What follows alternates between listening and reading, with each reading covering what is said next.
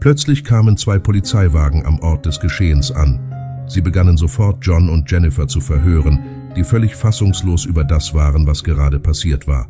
Was die Polizisten sahen, war zweifellos verstörend. Doch alles begann, als Jennifer schwanger wurde und schließlich den falschen Menschen vertraute. Aber warum weigerte sich Luna, ihre Katze, das Baby alleine schlafen zu lassen? Und was hatte John entdeckt, dass die Polizei auf den Plan rief? Alles begann, als Jennifer endlich schwanger wurde. Doch etwas bereitete ihnen große Sorgen: Lunas unerwartete Reaktion. Sie waren beunruhigt über das seltsame Verhalten, das sie in der Nähe des Babys zeigte. Eines Tages, als Luna bemerkte, dass Jennifer schwanger war, begann sie unaufhörlich, Jennifers Bauch anzumauen. Ihr Verhalten wurde immer merkwürdiger. John und Jennifer konnten nicht verstehen, was los war. Sie fragten sich, ob Luna sich bedroht fühlte oder ob etwas mit dem Baby nicht stimmte, das nur sie wahrnehmen konnte. Jennifer bat John, Luna zum Tierarzt zu bringen. Sie mussten sicherstellen, dass mit der Katze alles in Ordnung war. Der Tierarzt konnte jedoch nichts Ungewöhnliches feststellen. Alles schien mit Luna vollkommen in Ordnung zu sein. Jennifer fasste daraufhin den Mut, ihren Arzt anzurufen. Er riet ihr, sofort in seine Praxis zu kommen. Jennifer kontaktierte schnell ihre Freundin Eva, die sie fast täglich besuchte, um während der Schwangerschaft im Haushalt zu helfen. Ohne zu zögern kam Eva vorbei. Der Arzt führte eine Reihe gründlicher Untersuchungen durch, um sicherzustellen, dass alles in Ordnung war. »Mit dir und dem Baby ist alles bestens«, sagte der Arzt. Doch als sie nach Hause kam, konnte Jennifer nicht aufhören zu weinen. Sie wollte nicht zwischen ihrem Kind und ihrer Katze wählen müssen. Eva versuchte, sie zu trösten und versprach, immer an ihrer Seite zu bleiben. Einige Wochen später brachte Jennifer ein wunderschönes kleines Mädchen namens Sophia zur Welt. In den ersten Tagen schien alles gut zu laufen. Jennifer und John waren zu Hause und kümmerten sich liebevoll um Sophia, und überraschenderweise schien Luna ruhiger geworden zu sein. Doch kaum waren sie wieder bei der Arbeit, rief Eva mit beunruhigenden Neuigkeiten an. Sie berichtete, dass Luna sich weigerte, Sophia alleine schlafen zu lassen und ständig an der Seite des Kinderbetts blieb. Jennifer war sprachlos.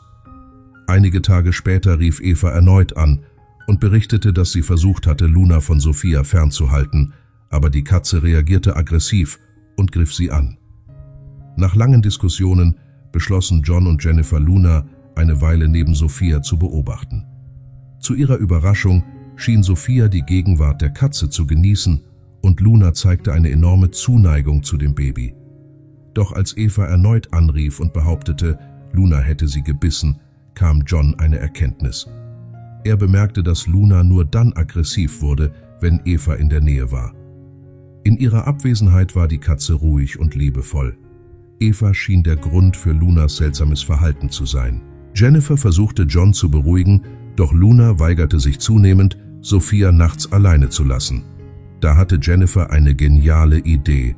Sie bat John, Überwachungskameras im Haus zu installieren, um Eva bei der Betreuung von Sophia beobachten zu können. Als John die ersten Aufnahmen durchging, fand er zunächst nichts Verdächtiges. Es wurde jedoch deutlich, dass Luna Eva nicht aus den Augen ließ, als wäre sie misstrauisch ihr gegenüber. Verärgert und voller Zweifel stellte John Eva zur Rede und fragte, was sie mit seiner Tochter anstellte. Eva reagierte aggressiv und nannte die Katze dumm, da sie sich seit Jennifers Schwangerschaft seltsam verhalte. Plötzlich kam Jennifer nach Hause und war entsetzt, als sie sah, wie John ihre beste Freundin beschuldigte. Da wurde ihm klar, dass er noch nie die nächtlichen Aufnahmen überprüft hatte. Als John den Laptop aufrief, war er schockiert festzustellen, dass alle nächtlichen Aufnahmen gelöscht worden waren. Etwas sehr Merkwürdiges ging hier vor. Er beschloss, tägliche Backups der nächtlichen Aufnahmen zu machen, überzeugt davon, dass Luna etwas bemerkt hatte, das ihm und Jennifer entgangen war. Am nächsten Tag, als er die Aufnahmen überprüfte, sah John etwas, das ihm den Atem raubte. Sein Herz raste, als er die Bilder ansah, die etwas noch Schockierenderes enthüllten. Ohne zu zögern rief er die Polizei an und erklärte, was er gesehen hatte. Sie versprachen, sofort zu kommen. John wusste, dass er etwas Schreckliches entdeckt hatte. Verzweifelt rief er Jennifer an, und bat sie sofort nach Hause zu kommen. Minuten später hörte er die Sirenen näher kommen. Als er Jennifer die Aufnahmen zeigte, war sie entsetzt. Der Polizist lobte Luna dafür, dass sie die Gefahr erkannt hatte. Sie schauten weiter die Aufnahmen an, während sie mehr Fragen über das Kindermädchen stellten. »Wo ist sie jetzt?« fragte der Polizist. Sie mussten sie verhören. John gab Evas Nummer, aber niemand konnte sie erreichen. Die Polizei versuchte, Eva in ihren Unterlagen zu finden, aber es gab keine Informationen über sie. Jennifer war schockiert, da sie Eva seit über 10 Jahren kannte. Wie war das möglich? Doch dann tauchte ein Polizist mit Neuigkeiten auf. Sie hatten Eva im Haus versteckt gefunden. Außerdem fanden sie einen gefälschten Pass, nicht nur für sie, sondern auch für Sophia.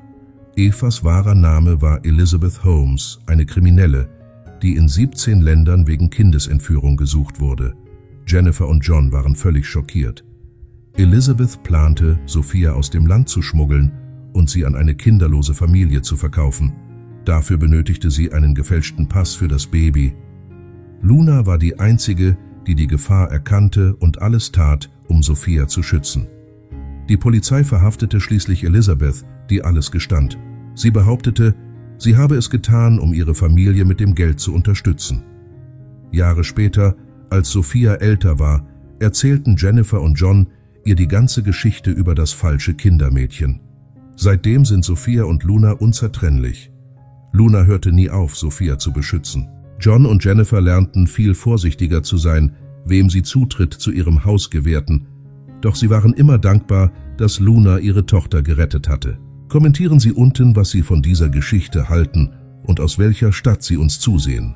Hinterlassen Sie ein Gefällt mir und abonnieren Sie unseren Kanal, damit wir gemeinsam eine große Gemeinschaft aufbauen können, die inspirierende Geschichten teilt. Vielen Dank fürs Zuschauen.